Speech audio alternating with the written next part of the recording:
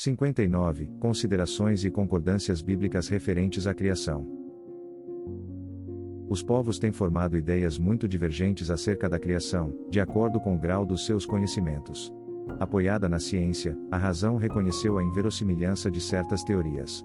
Aquela teoria que é oferecida pelos espíritos confirma a opinião aceita desde há muito, pelos homens mais esclarecidos.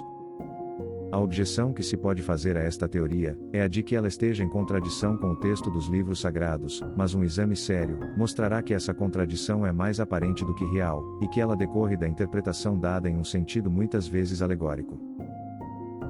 A questão do primeiro homem na pessoa de Adão, como único tronco da humanidade, não é a única sobre a qual as crenças religiosas tiveram que se modificar. Em determinada época, o movimento da Terra pareceu tão em oposição ao texto sagrado. Essa teoria serviu de pretexto para todo tipo de perseguições. No entanto, a Terra gira, malgrado os anátemas, e ninguém hoje pode contestá-lo sem ferir a sua própria razão.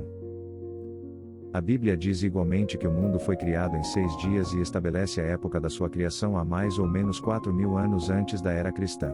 Anteriormente a esta data, a Terra não existia, ela foi tirada do nada, o texto é formal, e eis que a ciência positiva, a ciência inexorável, vem provar o contrário.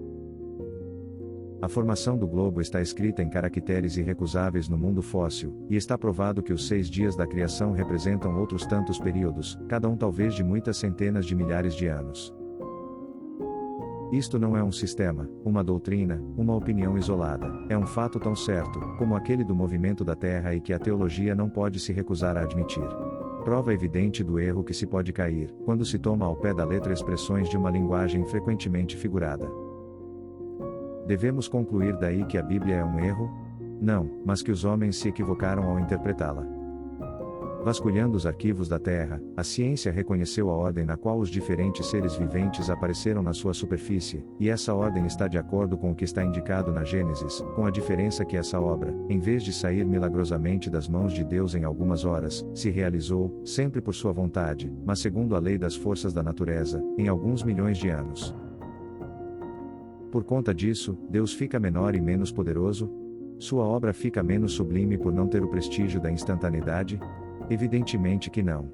Seria preciso fazer uma ideia bem mesquinha da divindade para não reconhecer sua onipotência nas leis eternas que estabeleceu para reger os mundos. A ciência, longe de menosprezar a obra divina, mostra-nos essa obra sob um aspecto mais grandioso e mais concorde com as noções que temos do poder e da majestade de Deus, pela mesma razão dela se realizar sem derrogar as leis da natureza.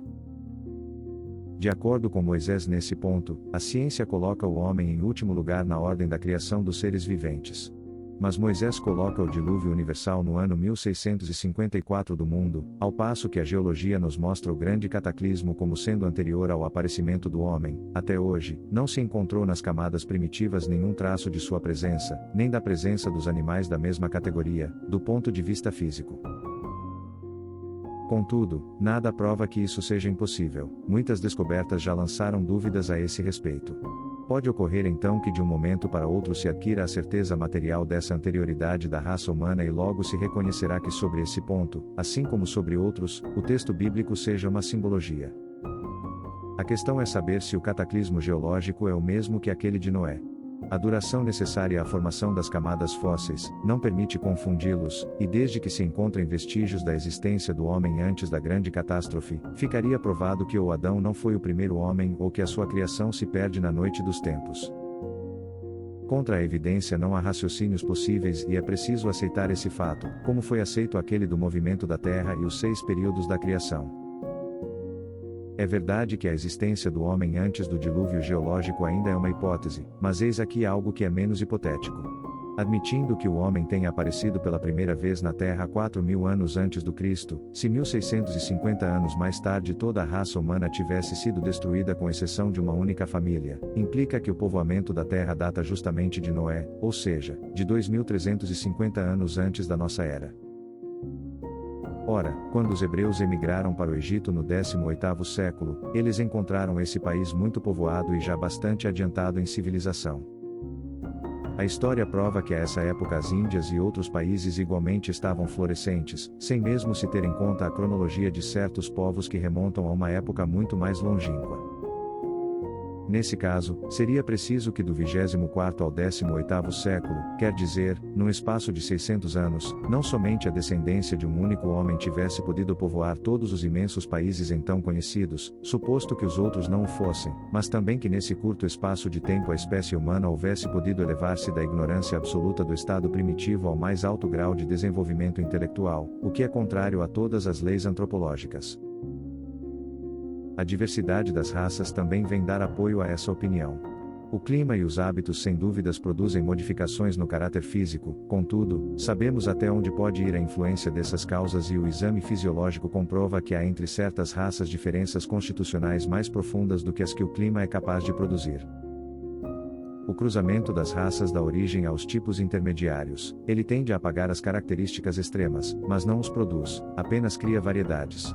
Ora, para que tenha havido cruzamento de raças, seria preciso que houvesse raças distintas, e como explicar a existência delas atribuindo-lhes uma linhagem comum e, sobretudo, tão pouco afastada? Como admitir que em poucos séculos alguns descendentes de Noé tenham se transformado ao ponto de produzirem a raça etíope, por exemplo? Uma metamorfose como essa não é mais admissível do que a hipótese de uma linhagem comum entre o lobo e o cordeiro, entre o elefante e o pulgão, o pássaro e o peixe. Ainda uma vez, nada pode prevalecer contra a evidência dos fatos. Ao contrário, tudo se explica em si admitindo a existência do homem anteriormente à época em que lhe é vulgarmente assinalada, admitindo a diversidade das linhagens. Adão vivendo há 6.000 anos, como tendo povoado uma região ainda desabitada, admitindo o dilúvio de Noé como uma catástrofe parcial, confundida com o cataclismo geológico, e atentando-se, finalmente, na forma alegórica própria do estilo oriental e que se encontramos nos livros sagrados de todos os povos. É por isso que é prudente não contestar muito ligeiramente as doutrinas que cedo ou tarde podem, como tantas outras, desmentir aqueles que as combatem. As ideias religiosas, longe de perderem alguma coisa, se engrandecem em caminhar ao lado da ciência. Esse é o único meio de não mostrar ao ceticismo um lado vulnerável.